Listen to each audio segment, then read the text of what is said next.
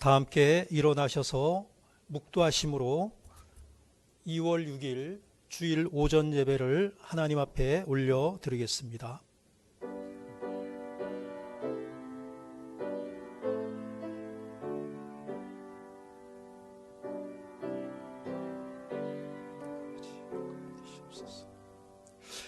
오직 여호와는 그 성전에 계시니 온 땅은 그 앞에서 잠잠할지니라 하시니라.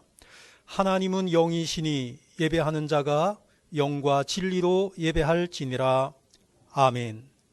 우리를 사랑하시며 생명의 길로 인도하여 주시는 하나님, 감사와 찬송과 영광을 올려드립니다. 주님의 백성들이 마음을 가다듬고 성전에 올라와 주의를 지키며 삼위일체 하나님께 예배를 드립니다. 마음과 뜻과 정성을 다하여 드리는 우리의 예배를 기쁘게 받아주시고 은혜를 사모하는 저희들에게 세상이 줄 수 없는 참된 평안과 만족을 내려 주옵소서. 문제를 안고 기도하는 성도들에게 문제의 해답을 발견하고 돌아가는 복된 시간이 되게 하여 주옵소서. 주 예수 그리스도의 이름으로 기도하옵나이다. 아멘.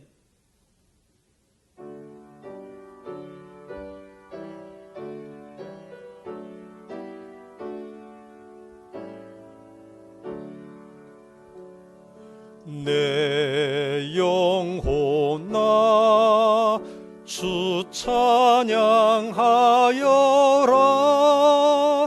온 뜻과 정성을 다 모아서 사랑과 은혜 풍성하시니 주 안에 참된 기쁨이 넘치도다. 내 영혼아 주 찬양하여라. 그 팔로 행하신 큰 위협을 인자와 자비 풍성하시니 온 세상 모두 알리라 세세토록. 내 영혼아 주 찬양하여라.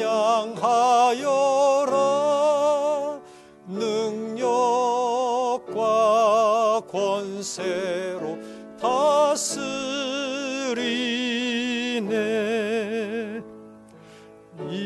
이오만한 자는 물리치시고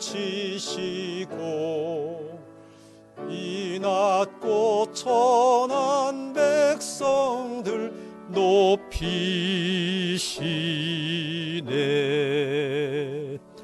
내 영혼아 주 찬양하여라. 하나님 약속은 늘 신실해. 온 세상 향해 크게 말하라. 내 주님 위대하심을 영원토록.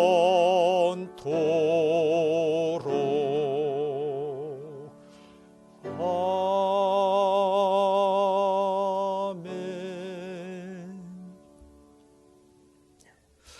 여호와께서 집을 세우지 아니하시면 세우는 자의 수고가 헛되며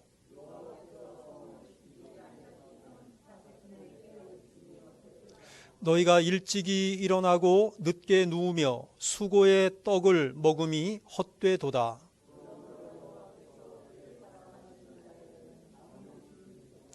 보라, 자식들은 여호와의 기업이요 젊은 자의 자식은 장사의 수중의 화살 같으니 그들이 성문에서 그들의 원수와 담판할 때 수치를 당하지 아니하리로다. 아멘. 신앙 고백 하시겠습니다. 나는 전능하신 아버지 하나님 천지의 창조주를 믿습니다. 나는 그의 유일하신 아들 우리 주 예수 그리스도를 믿습니다. 그는 성령으로 잉태되어 동정녀 마리아에게서 나시고 본디오 빌라도에게 고난을 받아 십자가에 못 박혀 죽으시고 장사된 지 사흘 만에 죽은 자 가운데서 다시 살아나셨으며 하늘에 오르시어 전능하신 아버지 하나님 우편에 앉아 계시다가 거기로부터 살아있는 자와 죽은 자를 심판하러 오십니다. 나는 성령을 믿으며 거룩한 공교회와 성도의 교제와 죄를 용서받는 것과 몸의 부활과 영생을 믿습니다. 아멘.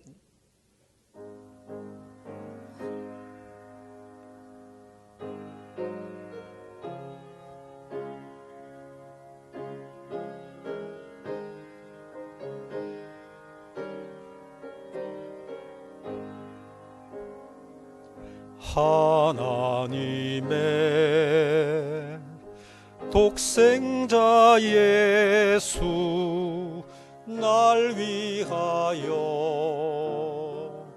오시었네. 내 모든 죄 사하시려고 십자가 지셨으나 다시 사셨네. 살아계신 주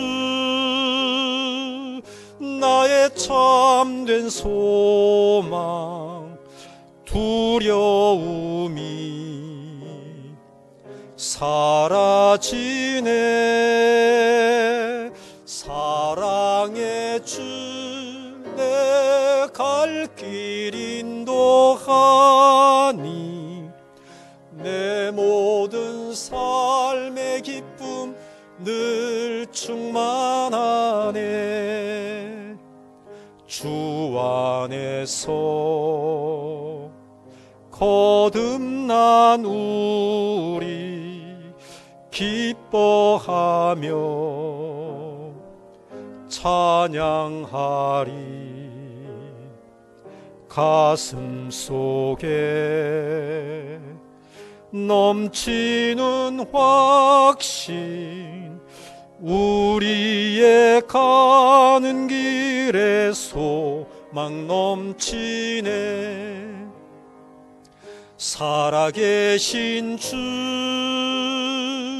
나의 참된 소망 두려움이 사라지네. 사랑의 주 내 갈 길 인도하니 내 모든 삶의 기쁨 늘 충만하네. 선한 싸움 다 마친 후에 우리 주님 배오리라. 사망 권세 다 물리치고 주님이 다스리니 영광 넘치네. 살아계신 주 나의 참된 소망 두려움이 사라지네. 사랑의 주 내 갈 길 인도하니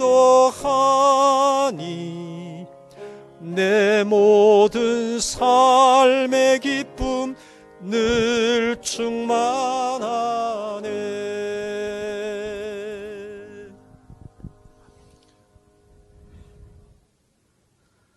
어느 곳에 있든지 저희를 불꽃 같은 눈으로 감찰하신 하나님 아버지, 지난 주간은 고유의 명절인 구정을 맞이하여 산지 사방으로 흩어졌던 자기 백성들을 은혜 가운데 지켜주셨다가 거룩하고 복된 성일에 예배자로 불러주심을 감사드립니다.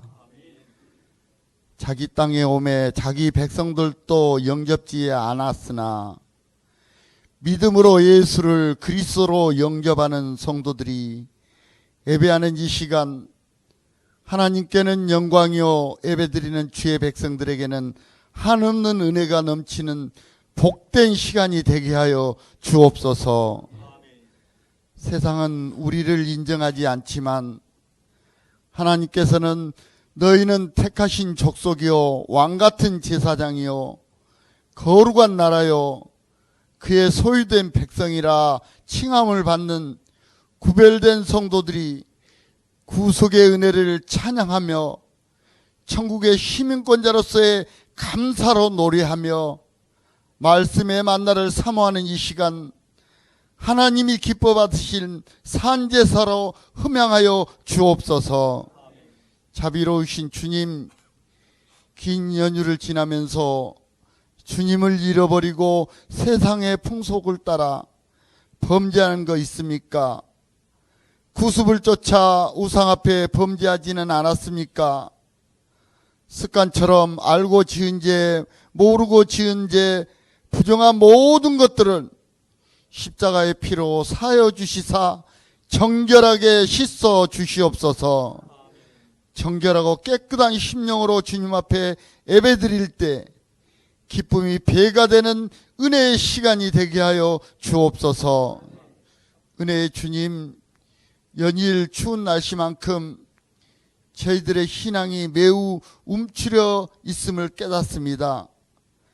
저희들의 시간은 오늘이 가면 내일이 오고 봄이 지나면 여름이 오지만 주님의 시간은 주님이 다시 오실 약속의 날로 날마다 가까워가고 있음을 깨닫게 하시며 어떠한 상황에도 핑계가 되지 않게 준비하여 신랑을 맞이하는 지혜로운 다섯 처녀들처럼 등과 기름을 준비하여 사탄의 유혹이 많은 시대에 흔들리지 않는 준비하는 성도로 성령님 도와주시고 인도하여 주시옵소서. 하나님 아버지, 대한민국을 불쌍히 여겨 주시옵소서. 대통령 선거를 앞두고 분주하고 혼탁하며 북한의 김정은은 연일 밀사일로 위협하며 코로나의 질병의 전염은 심해 백성들이 불안해하며 서민들의 경제는 힘들어가는 이때 하나님의 도우심이 필요하여 간구합니다.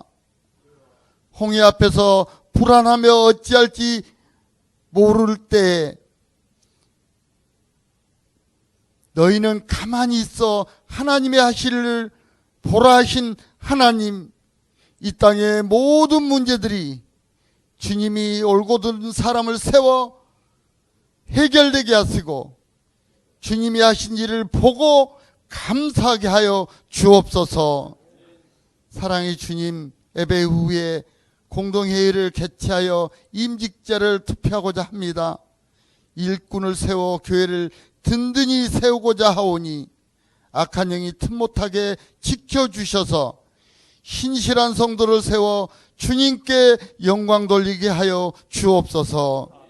오늘 또 말씀을 전하실 이근영 목사님을 영육간에 강건함을 허락하여 주셔서 주어진 사명을 마치는 날까지 지혜와 명철함을 허락하여 주셔서 잘 감당하게 하여 주옵소서.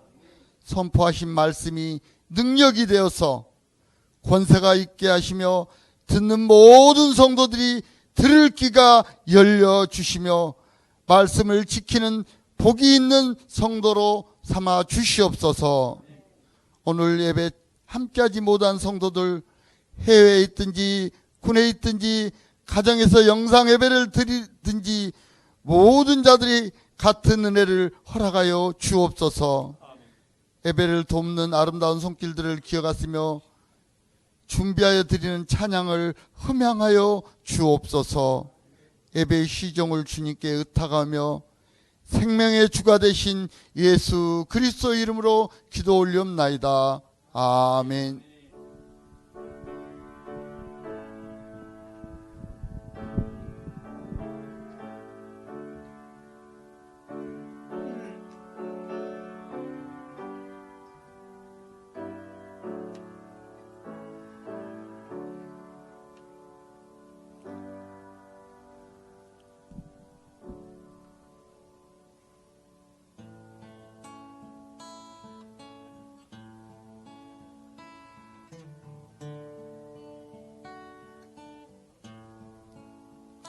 나의 힘이 되신 여호와여, 내가 주님을 사랑합니다. 주는 나의 반석이시며 나의 요새시라. 주는 나를 건지시는 나의 주, 나의 하나님, 나의 피할 바위시요 나의 방패시라. 나의 하나님, 나의 하나님, 구원의 뿌리시요 나의 산성이라. 나의 하나님, 나의 하나님, 그는 나의 여호와, 나의 구세주.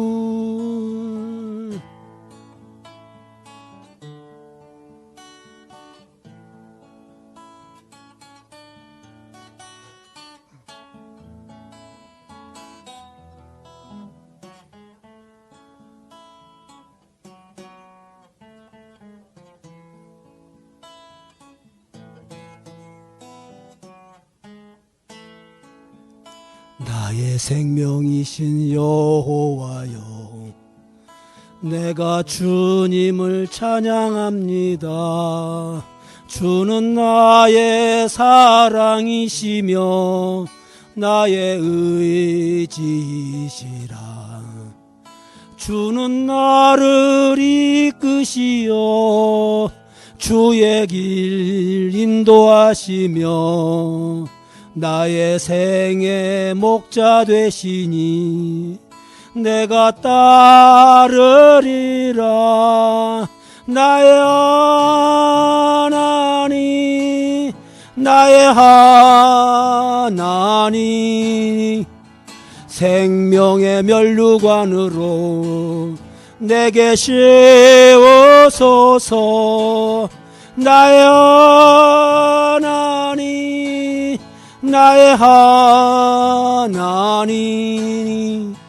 그는 나의 여호와, 나의 구세주. 나의 하나님, 나의 하나님, 구생명의 면류관으로 내게 세워소서. 나의 하나님, 나의 하나님, 그는 나의 여호와, 나의 구세주. 그는 나의 여호와, 나의 구세주. 그는 나의 여호와, 나의 구세주. 아멘. 하나님께 영광의 박수를 올려드리겠습니다. 이어서 지난주의 말씀을 암송하도록 하겠습니다. 지난주의 말씀은 요한복음 14장 21절 말씀입니다. 나의 계명을 지키는 자라야. 자, 함께 우리가 천천히 암송하도록 하겠습니다. 시작. 나의 계명을 지키는 자라야 나를 사랑하는 자니, 나를 사랑하는 자는 내 아버지께 사랑을 받을 것이요 나도 그를 사랑하여 그에게 나를 나타내리라. 요한복음 14장 21절 말씀. 아멘. 이어서 금주의 말씀입니다. 금주의 말씀은 디모데후서 3장 16절 말씀입니다. 성경. 자, 한번 읽어볼까요? 시작. 모든 성경은 하나님의 감동으로 된 것으로 교훈과 책망과 바르게 함과 의로 교육하기에 유익하니. 아멘. 지금 우리가 암송하고 있는 이 성경은 성도들이 필수적으로 암송해야 할 69절입니다. 69절. 많지 않죠? 필수적으로 성도들이 암송해야 할 성경 구절 지금 우리가 하고 있습니다. 한 주간 이 말씀을 묵상하시면서 또 암송하시면서 여러분의 신앙생활에 큰 도움이 되시기를 바라겠습니다. 성경 봉독하겠습니다. 오늘 하나님께서 우리에게 주시는 말씀은 고린도전서 15장 12절로 20절까지 말씀입니다.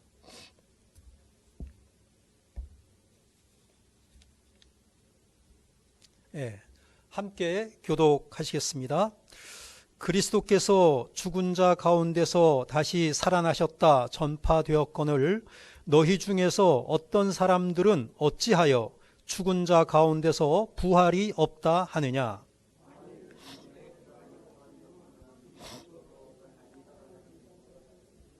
그리스도께서 만일 다시 살아나지 못하셨으면 우리가 전파하는 것도 헛것이요 또 너희 믿음도 헛것이며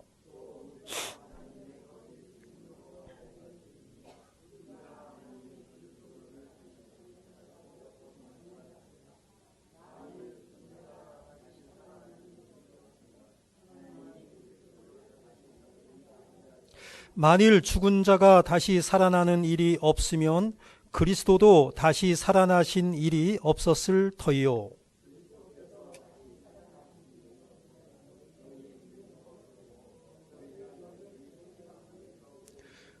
또한 그리스도 안에서 잠자는 자도 망하였으리니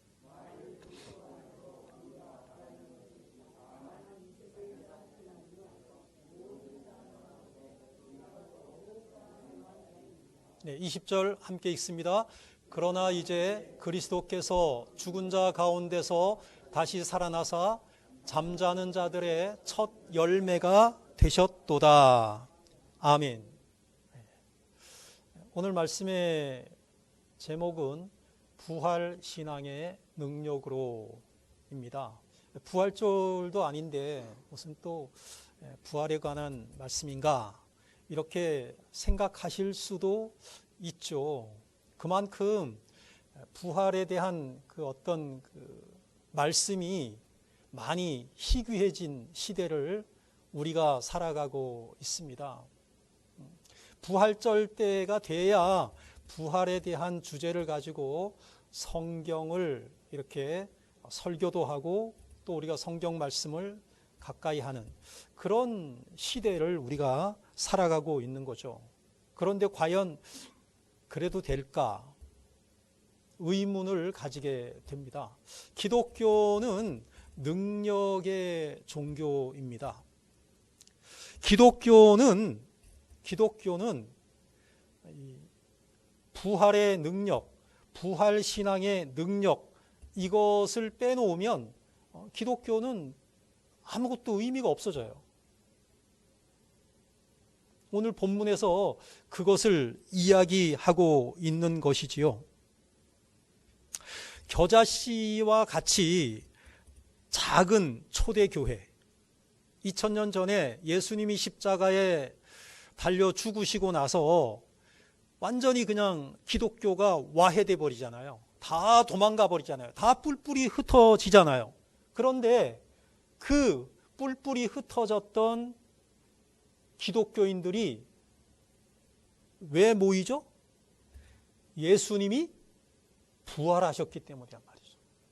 부활하신 그 예수님께서 승천하시고 성령을 보내주셨기 때문에 기독교가 완전히 꺼져가는 불씨가 다시 살아나서 거대한, 그 당시에 전 세계를 호령하던 로마 제국을 무너뜨릴 수가 있었다라고 하는 것이죠. 그러니까 이 기독교의 능력의 뿌리가 뭐냐? 기독교의 능력의 근원이 뭐냐? 그것은 바로 예수 그리스도의 부활에 있다. 이렇게 단정할 수도 있는 것이지요. 교회가 또 성도가 부활을 확실하게 이해하고 그리고 믿고 우리들의 삶에 구체적으로 적용하기 시작할 때 우리들의 삶에도 놀라운 능력이 흘러 넘치기 시작하게 된다. 이 사실을 기억해 주셨으면 좋겠습니다. 당시에 고린도 교회는 문제가 많은 교회였습니다. 굉장히 겉으로는 화려한 교회였죠. 하지만 그 내부를 들어가 보면 성도들 사이에 심각한 분쟁이 있었고요. 성적인 타락이 있었고요. 그 다음에 성도 간에 해결되지 않는 분쟁을 가지고 세상 법정에 소송까지 가게 된, 그래서 아주 어려운 가운데 처해져 있는 그러한 교회였습니다. 그 소식을 바울이 듣고 갈 수는 없으니까 편지를 보낸 거죠. 서신을 보낸 거. 그게 바로 고린도 전서, 그리고 이어서 고린도 후서가 되겠습니다. 그렇다면 그 고린도 교회의 문제가 뭐였느냐? 능력이 없었다는 거죠. 왜 능력이 없었을까? 한 사람 한 사람을 살펴보면 정말로 세상적으로 잘 나가는 사람들이었어요. 고린도 교회 성도들이. 그리고 한 사람 한 사람의 신앙도 살펴보면 은사가 풍성했어요. 별의별 은사를 다 가지고 있었어요. 그 중에는 뭐 방언의 은사도 가지고 있고 예언의 은사도 가지고 있고 병 고치는 은사도 가지고 있고 온갖 종류의 은사들을 가진 사람들이 많았는데 문제는 뭐냐? 은사를 가지고 있으면 능력이 있는 건가요? 이게 중요한 거죠.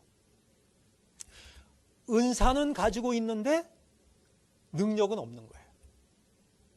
은사는 가지고 있는데 그것이 교회에 유익이 되지 않는 것이에요.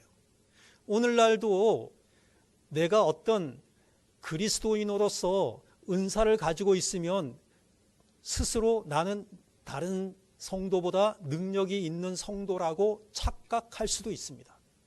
그런데 그렇지 않다는 것이죠. 능력이란 뭘까? 그리스도인의 능력이란 뭘까? 은사가 많은 것, 그게 능력이 아니라는 거예요. 세상적으로 높은 지위에 올라가 있는 것, 그것이 능력이 아니라는 거예요. 그럼 뭐가 능력이냐? 교회와 세상에 선한 영향력을 발휘하는 것, 이것이 능력이라는 거예요. 선한 영향력을 발휘하는 것이 능력이라는 거예요.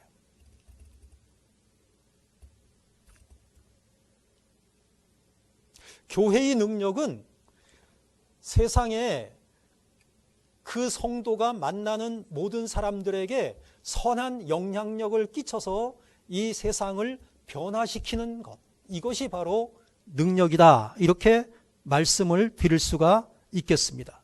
그래서 이 바울은 이 고린도 교회의 여러 가지 문제점을 해결할 수 있는 유일한 방법이 뭐냐?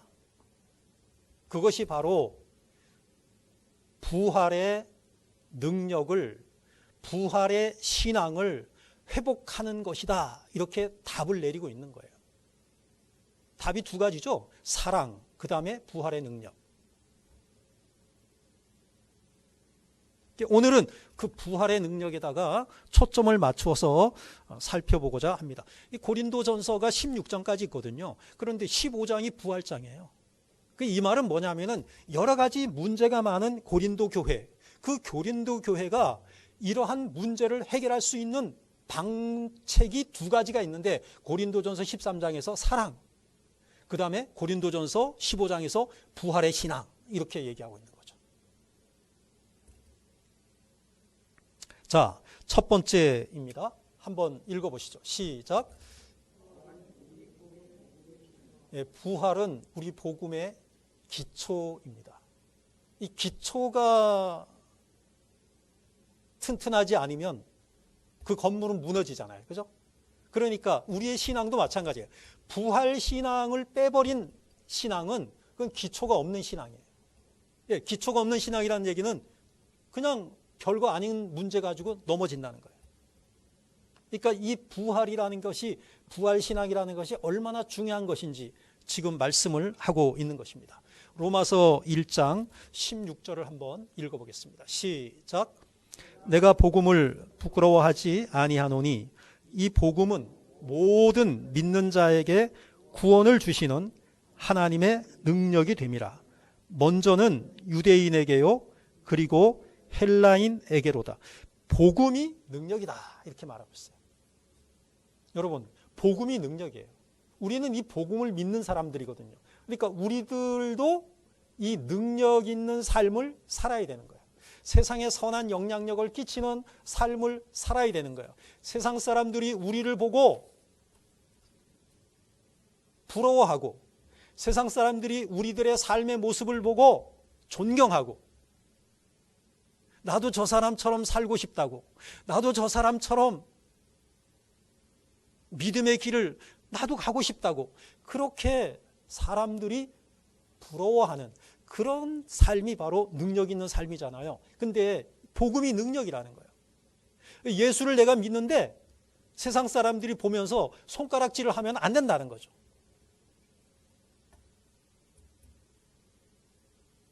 고린도전서 1장 18절을 한번 읽어보겠습니다. 시작. 십자가의 도가 멸망하는 자들에게는 미련한 것이요 구원을 받는 우리에게는 하나님의 능력이라. 십자가의 도가 복음입니다. 십자가의 도, 복음인데 이 복음이 십자가가 복음이냐? 십자가의 도라고 했는데 복음이라는 것은 십자가 플러스 부활입니다. 십자가 플러스 부활이 복음인데 이 복음이 멸망하는 자들에게는 미련한 것이요, 다시 말해서 믿지 않는 사람들에게는 미련한 거죠. 예수 믿지 않는 사람들이 왜 안 믿냐? 그 미련하다고 생각하는 거예요. 예수 믿는 사람들을 미련하다고 보는 거예요. 그런데 구원을 받는 우리에게는 이 사실을, 십자가의 도, 이 복음을 믿는 우리들에게는 하나님의 능력이다 이거죠. 믿는 우리에게는 정말로 이 세상에서 능력 있는 행복한 풍성한 삶을 살 수 있는 비결이 된다라고 하는 것입니다. 복음은 능력입니다. 복음을 바로 이해할 때 성도는 능력 있는 성도가 되는 거예요. 세상에 선한 영향력을 끼칠 수 있는 그러한 성도가 되는 것이죠. 그런데 이 복음이 뭐냐? 복음은 두 가지라는 거죠. 큰 뼈대, 큰 기둥 두 가지인데 복음이, 따라해 보세요. 첫 번째는 십자가. 따라해 보세요. 십자가. 두 번째는 부활. 십자가와 부활. 이 두 가지가 균형이 필요하다. 어느 하나도 소홀히 여겨서는 안 된다라는 거예요. 십자가 부활이 없는, 십자가 없는 부활은 그것은 껍데기이고, 부활이 없는 십자가는 그건 무기력한 복음이라는 거예요. 십자가도 중요하고 그 다음에 부활도 중요하다는 거예요. 그런데 문제는 뭐냐? 고린도 교회 안에는 이 부활 신앙을 약화시키는 사람들이 있었다는 거예요. 그러면 이 고린도 교회 안의 문제점이 뭐냐? 십자가는 믿어요. 그 당시 사람들은 십자가를 믿기가 어렵지 않았어요. 왜 어렵지 않았냐? 예수님이 십자가에 매달려 죽는 걸 다 봤으니까. 오늘날은 십자가 믿기가 쉽지 않아요. 왜? 오래전 2000년 전에 있었던 일이니까. 오늘날에는 예수님이 십자가에 달려 돌아가셨다는 그 사실도 안 믿는 사람들이 많아요. 역사적인 사실인데도 불구하고. 당시에 보면 예수님이 십자가에 달려 돌아가셨다는 사실은 보편적으로 다 믿어요. 왜? 그 본 사람들이 많이 있어. 그리고 또 경험을 했어. 그런데 예수님이 부활하셨다라는 것은 십자가를 믿는 것보다 좀 약해지는 거예요. 왜? 예수님의 부활을 목격한 사람은 제한되어 있거든요. 그 당시에도.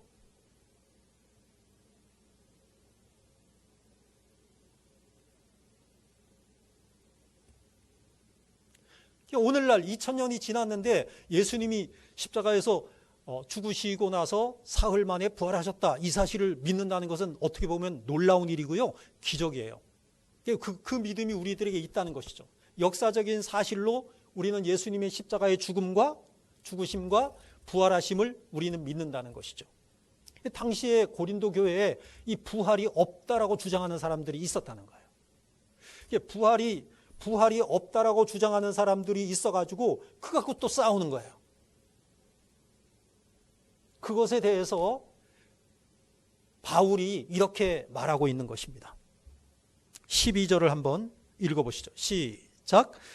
그리스도께서 죽은 자 가운데서 다시 살아나셨다 전파되었거늘 너희 중에서 어떤 사람들은 어찌하여 죽은 자 가운데서 부활이 없다 하느냐. 왜 부활이 없다라고 하냐?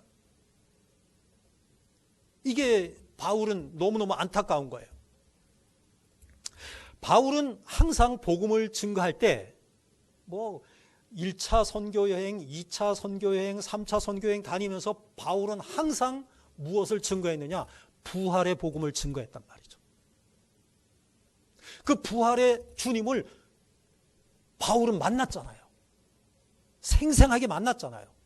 그러니까 이 부활의 신앙을 가지고 부활의 이 복음을 바울은 증거를 했다는 거예요. 십자가는 당연하고 십자가는 그냥 당연한 것이고 예수님이 십자가에 달려 죽으셨다는 사실은 당연한 것이고 그 죽으신 예수님이 다시 부활하셨다는 것을 바울은 증거했다는 것이에요. 부활의 중요성은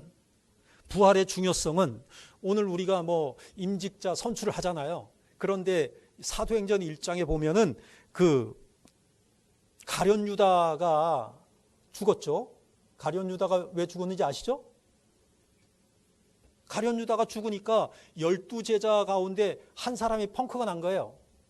한 사람이 펑크가 나니까 그 12제자들을 쫓아다니던 무리들 중에서 한 사람을 선출을 해갖고 그 12명의 그 사도들 사이에다가 이제 집어넣어야 돼요. 12명을 만들어야 되니까. 그래서 선출을 하죠. 거기에서 누가 선출이 되었나요?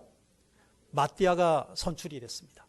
마띠아가 선출이 되었는데 그때 자격 요건입니다. 자격 요건에 대해서 이렇게 말하고 있어요. 사도행전 1장 22절.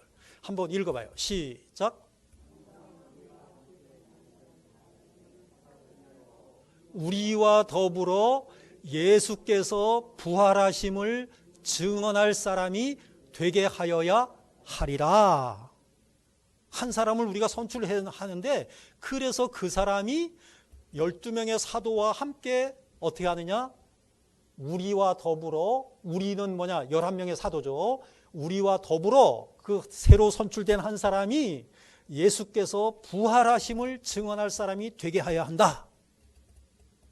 그게 뭐예요? 부활의 증인으로 세우겠다는 거예요. 사도는 부활의 증인으로 세워지는 거예요. 오늘 임직자들도 마찬가지예요. 오늘 임직자들도 기존의 임직자들도 마찬가지입니다. 부활의 증인으로 세워지는 거예요. 따라해 보세요. 부활의 증인으로 세워야 하리라. 근데 왜 저기서 우리 이제 이렇게 생각하지 마. 왜 거기에 십자가는 빠졌지? 이런 생각. 근데 십자가는 뭐냐? 그건 기본인 거야. 기본. 부활을 증거하려면 예수님이 십자가에 달려 돌아가셨다는 건 당연한 거잖아요. 십자가에 달려 돌아가셔서 우리의 죄의 문제를 해결하시고 사망 권세를 깨뜨리시고 부활하셨다. 이 말이잖아요. 십자가 당연한 것이고 그 십자가 위에 다시 부활까지 증언해야 된다라는 것을 12명의 사도들이 그것을 증언할 사람이 되어야 된다라고 말하고 있는 것이죠. 증거의 내용은 십자가뿐만 아니라 십자가 다음 그 다음에 부활까지였다라고 하는 것입니다. 십자가는 기본이었고 거기에 부활까지 덧붙여져야만 완벽한 복음이 될 수 있다라고 말하고 있는 것이죠. 항상 부활을 선포하고 그 부활을 적용시켜야 된다. 그럴 때 그 초대교회 사도들이 초대교회의 성도들이 능력 있는 성도의 삶을 살 수 있었다. 능력 있는 성도의 삶은 뭐냐면은 세상을 변화시키는 능력이에요. 오늘날 우리는 십자가를 강조해요. 1년 내내 십자가를 강조해요. 그런데 부활은 십자가만큼 강조하는 부분이 좀 약해져 있다라는 것을 지울 수가 없습니다. 부활절 때면 예수님이 부활하셨네 노래하는데 부활절이 지나면 또 예수님의 부활에 대한 이야기는 희미해진단 말이죠. 왜 부활을 선포하는 것이 중요합니까? 이유는 우리가 현재 믿는 예수님은 2000년 전에 십자가에서 죽었던 분이 아니라 죽은 건 맞죠? 그런데 그 십자가에 죽으셨던 예수님이 부활하셔서 오늘 이 시간 지금 이 자리에서 임재하시는 예수님이기 때문이라는 거죠. 아멘? 예수님은 부활하신 예수님은 살아계신 예수님이라는 거예요. 살아서 지금까지 계시고 지금 이 자리에도 계시는 예수님이시다라고 하는 것입니다. 그래서 12절에서 그리스도께서 죽은 자 가운데서 다시 살아나셨다 전파되었거늘 했거든요. 그리스도께서 죽은 자 가운데서 다시 살아나셨다. 이 말은 이 살아나셨다라는 이 말은 헬라어 원어를 가만히 보면 현재 완료형이에요. 현재 완료형이라는 말은 뭐죠? 살아나셔서 지금도 살아계신 분. 살아계셨는데 지금도 여전히 살아계신 분. 아멘? 현재 완료형은 그런 뜻이에요. 현재도 계속되고 있다는 거죠. 그 예수님이 그 살아나신 것은 현재 완료형이에요. 그러니까 예수님은 지금도 살아계신 거예요. 이 사실을 믿으시기를 주님의 이름으로 축복합니다. 현재도 살아계셔서 능력으로 우리들과 함께 하시는 예수님. 그 다음에 두 번째로 넘어갑니다. 부활이 우리 복음의 기초이고요. 두 번째는 뭐냐? 읽어요. 시작. 믿음의 기초다라고 하는 것이죠. 그리스도의 부활이 없다면, 여러분, 그리스도의 부활이 없다면 따라해 보세요. 어려운가요? 그리스도의 부활이 없다면 반쪽짜리 복음이 아니라 헛된 복음입니다. 반쪽짜리도 아니에요. 다시 말해서 부활을 빼버리면 십자가는 믿으니까 나 십자가는 믿는데 부활은 못 믿겠어 이러면은 그러면 하나는 믿고 하나는 안 믿으니까 그럼 반쪽이네. 아니에요. 반쪽이 아니라 그건 헛된 믿음이에요. 제로 믿음이에요. 없는 믿음이에요. 십자가만 믿는 믿음은 믿음이 아니라는 것이죠. 자, 14절입니다. 읽어요. 시작.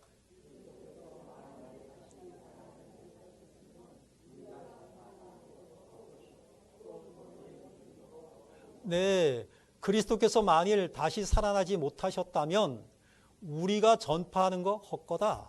우리 믿음 헛거다. 헛것이라는 얘기는 제로라는 거예요. 그건 아니라는 거예요. 믿음이 아니라는 거예요. 예수님이 십자가에 죽으셨어. 그거는 믿는데 그분이 다시 사신 것은 안 믿어. 그건 믿음이 아니라는 거예요. 그건 헛된 믿음이라는 거예요. 효력이 없는 믿음이라는 거예요.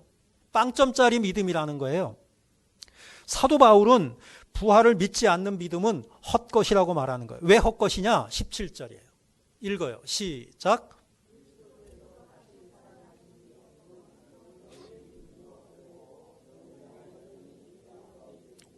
여기서 중요한 거예요. 너희 믿음이 헛되다는 건 앞에서도 얘기했는데 너희가 여전히 죄 가운데 있을 것이요. 나 부활은 안 믿어. 근데 예수님이 십자가에 달려 돌아가신 건 믿어. 십자가에 달려 돌아가신 것이 뭐죠? 뭐 때문에 돌아가셨죠? 우리 죄 때문에. 우리 죄를 깨끗하게 하시기 위해서 돌아가셨어. 나 그건 믿어. 그러면 나는 죄가 없어야 되잖아요. 그런데 뭐라고 해요? 부활을 믿지 않는다면 여전히 뭐 가운데 있다? 죄 가운데 있다. 다시 말해서 부활을 믿지 않으면 십자가는 믿으나 마나라는 거예요. 십자가만 믿고 부활을 안 믿으면은 십자가가 효력이 없다는 거예요.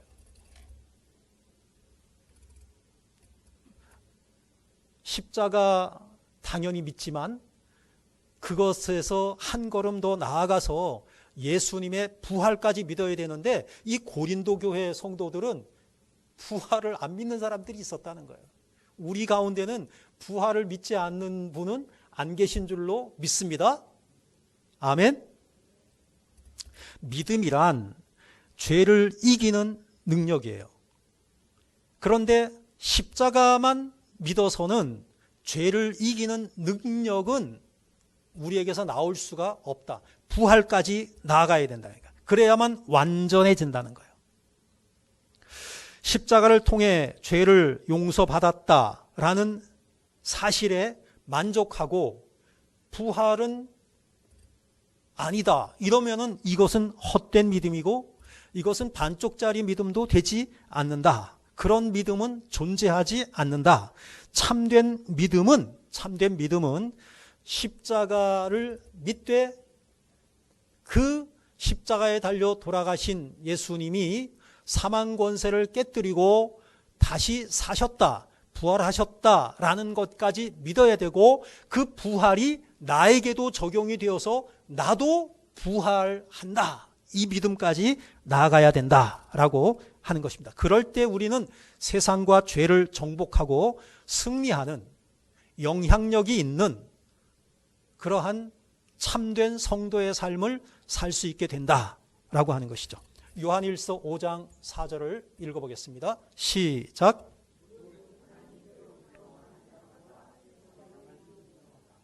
세상을 이기는 승리는 이것이니 우리의 믿음이니라. 이 믿음으로 우리는 세상을 이기는데 이 믿음이 무슨 믿음이라고요?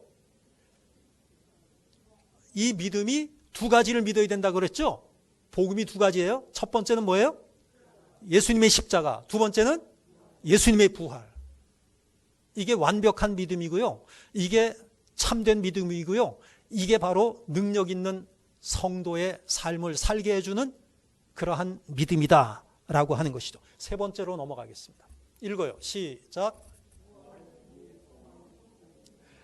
부활은 우리 소망의 기초다. 우리가 소망의 삶을 살 수 있는 것은 부활 신앙이 있기 때문이라는 거예요.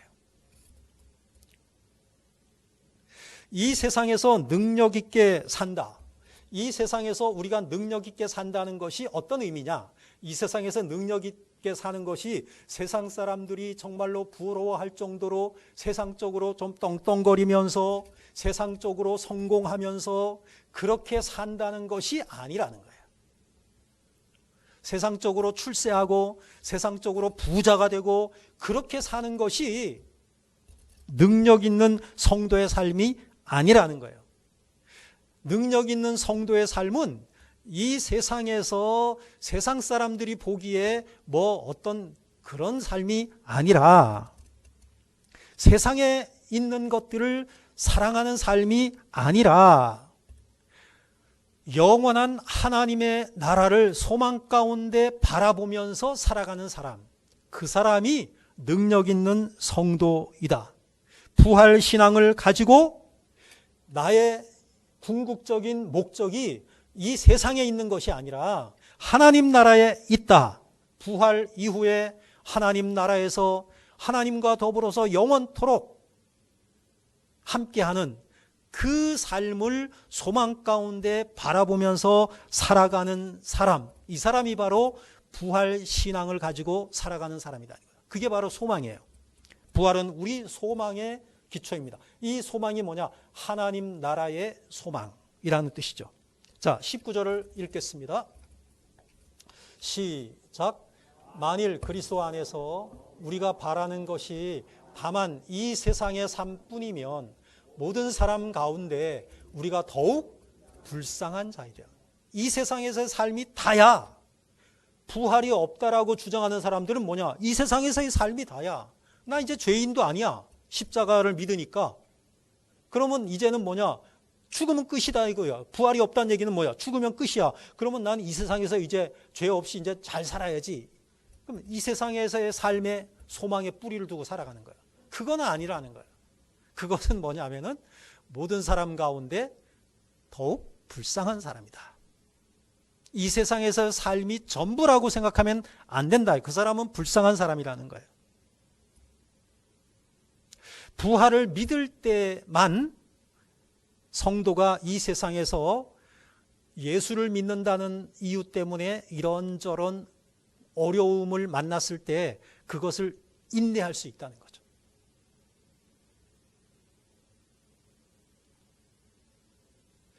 그것을 야고보서 1장 3절 4절에서는 이렇게 말씀하고 있습니다. 읽어요. 시작. 이는 너희 믿음의 시련이 인내를 만들어내는 줄 너희가 알미라. 인내를 온전히 이루라. 이는 너희로 온전하고 구비하여 조금도 부족함이 없게 하려 함이라. 믿음의 시련. 당시에 예수 믿는 사람들은 엄청난 시련이 있었어요. 예수를 믿는다는 이유 때문에 사자밥이 되고요. 예수 믿는다는 이유 때문에 예수님처럼 십자가 처형을 당하고요. 예수를 믿는다는 이유 때문에 자기 고향에서 살지 못하고 직장에서 쫓겨나고, 그런데 그들은 그거를 다 견뎌냈다는 거예요. 그 믿음의 시련을 인내할 수 있었다는 거예요. 그 믿음의 시련을 인내할 수 있었던 비결이 어디에 있느냐? 부활 신앙을 가지고 있었기 때문이라는 거죠. 이 세상의 삶이 전부가 아니라는 확신을 그들이 가지고 있었기 때문이에요. 부활에 대한 그 소망의 믿음이 그들에게 있었기 때문이다라고 하는 것이죠. 근데 누구도 그랬냐? 예수님도 그랬거든요. 자, 히브리서 12장 2절 읽어요. 시작. 믿음의 주요 또 온전하게 하시는 이인 예수를 바라보자. 그는 그 앞에 있는 기쁨을 위하여 십자가를 참으사 부끄러움을 개의치 아니하시더니 하나님 보좌 우편에 앉으셨느냐. 예수를 바라보자. 그럼 예수를 바라보자라는 것은 뭐예요? 예수님을 본받자 이 말이죠. 우리도 그 예수님과 같은 그 믿음을 가지고 살아가자는 이야기예요. 그럼 그분이 어쨌는데? 그는 그 앞에 있는 기쁨을 위하여 십자가를 참으셨다는 거예요. 십자가의 그 수치, 그 십자가의 그 순환, 그것을 견디셨다는 거예요. 참으셨다는 거예요. 그 참을 수 있었던 것이 뭐냐? 그 앞에 있는 기쁨을 위해서. 그 앞에 있는 기쁨이 뭐냐?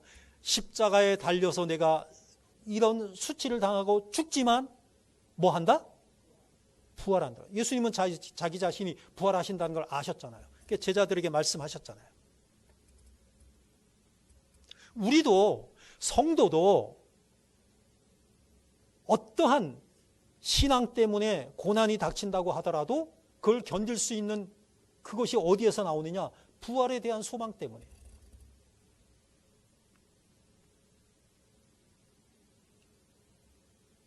로마 황제가 예수 믿는 사람들을 잡아가지고 아주 참을성을 발휘하고 너그러움을 발휘해서 30일 동안 여유를 줘요. 내가 30일 동안 기다려줄게. 얼마나 마음이 넓어요. 30일 이후에 다시 와서 얘기해. 왜냐하면은 우리는 그리스도인입니다. 바뀌지 않습니다. 라고 얘기하니까 그래? 내가 30일 동안 기한을 주지. 30일 후에 또 왔어요. 달라진 것 있나? 한마디로 대답합니다. 우리는 그리스도인입니다. 그리고 죽습니다.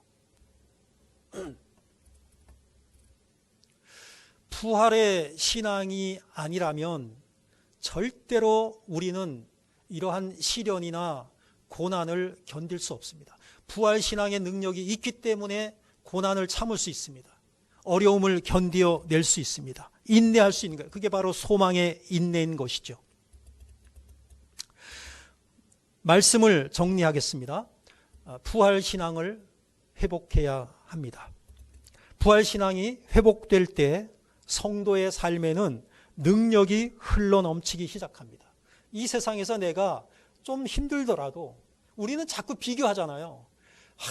뭐 예수 믿지 않는 어떤 사람들은 저렇게 막 떵떵거리면서 잘 사는데 나는 예수를 믿는데 왜 이 모양 이 꼴이야 이러면서 자기 자신을 막 한탄하고 막 좀 자기 비하하고 막 그러잖아요. 왜 그러냐 이건 안 돼. 그러면 안 된다는 거예요.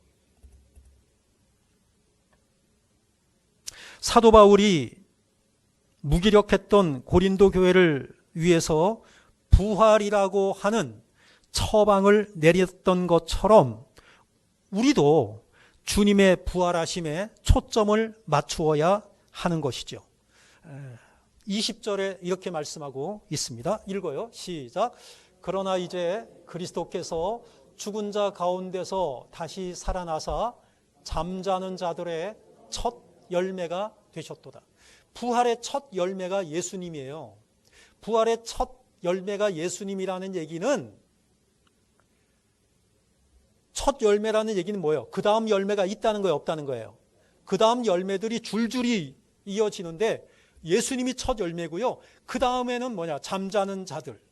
그 다음에 우리는 아직 잠자고 있지 않은, 우리는 아직도 살아있는 사람들이죠. 우리들. 차례대로 다 우리도 부활할 거라는 거예요. 이 부활의 소망을 가진 사람이 능력 있는 성도의 삶을 살 수 있게 된다라고 하는 것입니다. 죄와 사망의 권세를 깨뜨리고 세상을 정복할 수 있는 능력 있는 성도가 될 수 있다라고 하는 것이죠. 예수님의 능력으로 세상을 이기고 예수님의 능력으로 죄를 이기며 예수님과 동행하여 살아가시는 저와 여러분들이 다 되시기를 주님의 이름으로 축복합니다. 기도하겠습니다. 사랑의 주님, 은혜를 감사드립니다. 예수님께서 십자가에서 죽으시고 다시 살아나신 일이 없었다면 아마 기독교는 오늘까지 이렇게 전 세계를 변화시키는 능력의 복음이 되지 못했을 것입니다. 예수님께서 십자가에 달려 죽으시고 사흘 만에 사망 권세를 깨뜨리시고 부활하셨기 때문에 사도들 이하 모든 그리스도인들이 그 부활 신앙의 능력으로 무장하여 세상을 변화시켰고 오늘에 이를 수 있었습니다. 아버지 하나님, 우리 모두가 이 부활의 신앙의 능력으로 무장하여 우리들의 삶 속에서 날마다 감사가 넘치고 기쁨이 넘치는 이 세상을 선한 영향력을 끼쳐 변화시키는 그러한 성도의 삶을 살 수 있도록 인도하여 주옵소서. 주 예수 그리스도의 이름으로 기도하옵나이다. 아멘. 찬송가 성자의 귀한 몸 우리가 찬양하시면서 봉헌하시겠습니다.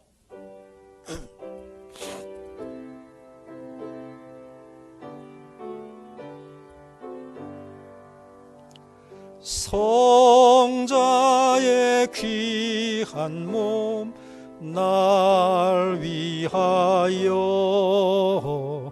버리신 그 사랑 고마워라. 내 머리 숙여서 주님께 비는 말 나 무엇 주님께 바치리까. 지금도 날 위해 간구하심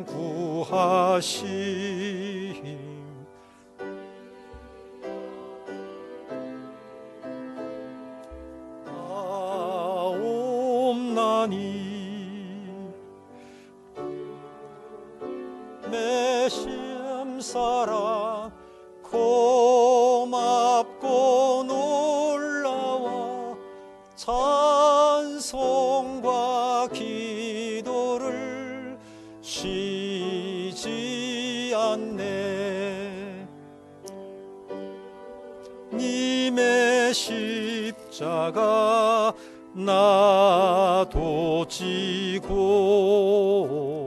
신실한 믿음과 마음으로 형제의 사랑과 친절한 위로를 네게나 베풀게 하옵소서.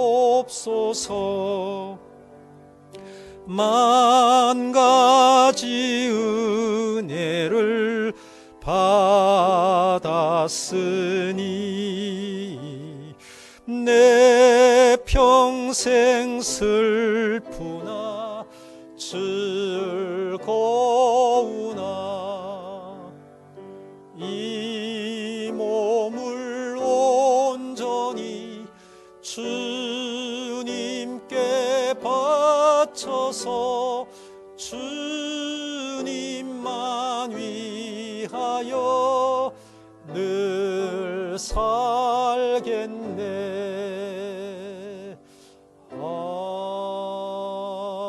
아멘. 하나님, 은혜를 감사드립니다. 우리를 위하여 구원하시기 위하여 이 땅에 오시고 우리의 삶을 풍성하게 하시기 위하여 살아가셨던 그 주님을 생각하며 죄 가운데 있던 우리를 구원하여 하나님의 자녀 삼아주신 것을 감사하는 마음으로 오늘도 주님 앞에 엎드려 예배를 드립니다. 아버지 하나님, 주님의 그 감사에 보답하며 이 세상을 변화시키는 일에 귀하게 쓰임받는 우리 모두가 되게 하여 주옵소서. 감사의 마음을 담아 주님께 드리는 예배를 흠양하여 주시옵시고 날마다 이 세상에서 주님께서 동행하여 주시는 복된 성도의 삶을 살아 부활의 신앙으로 무장하여 이 세상에 선한 영향력을 끼치는 우리 모두가 되게 하여 주옵소서. 드린 손길마다 복의 복을 더하여 주시옵시고 하나님 나라를 세워가는 일에 귀하게 쓰임받는 예물 될 수 있도록 인도하여 주옵소서. 예수님 이름으로 기도하옵나이다. 아멘. 교회 소식을 전해드리겠습니다. 세 번째입니다. 오늘 오전 예배, 이 예배가 끝나면 바로 공동의회를 실시합니다.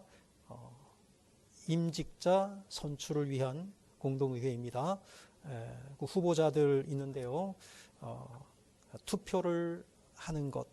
그래서 투표를 하면 3분의 2 이상의 찬성표를 받아야 되는 것인데요. 협조해 주시면 감사하겠고요. 네 번째입니다. 새로 선출된 임직자들이 잘 준비될 수 있도록 위하여 특별히 기도해 주시기 바랍니다. 그리고 교회 후임 목사 청빙이 주님의 특별한 은혜 가운데 순조롭게 진행될 수 있도록 기도해 주시면 감사하겠습니다. 우리 목회를 위한 기도 제목 여러분들 참고해 주시고요. 다 함께 일어나셔서 파송의 찬송 부르시고 축도로 예배를 마치겠습니다.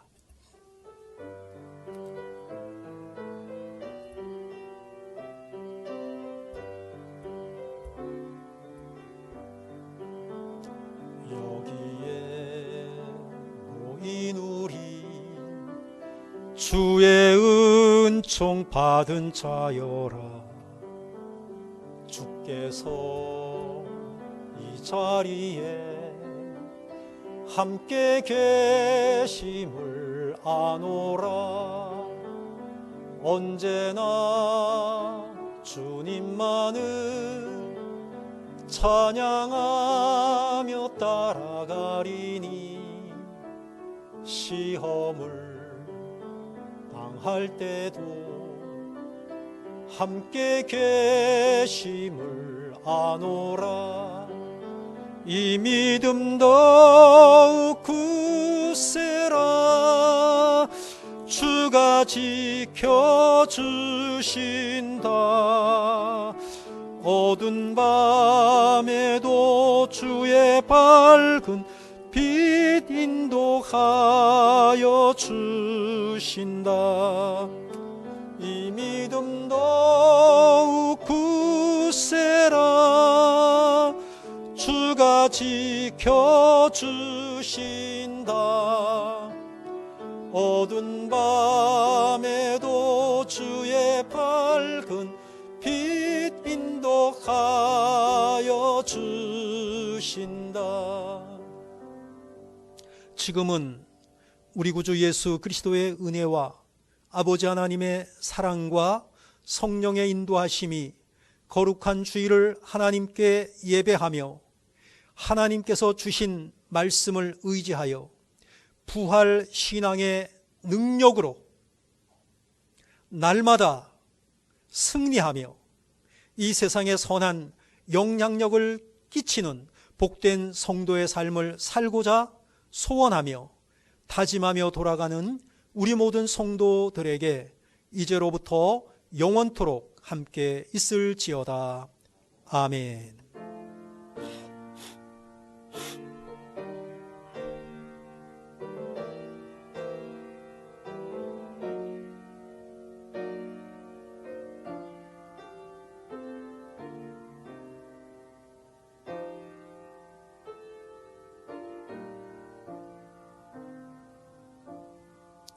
이어서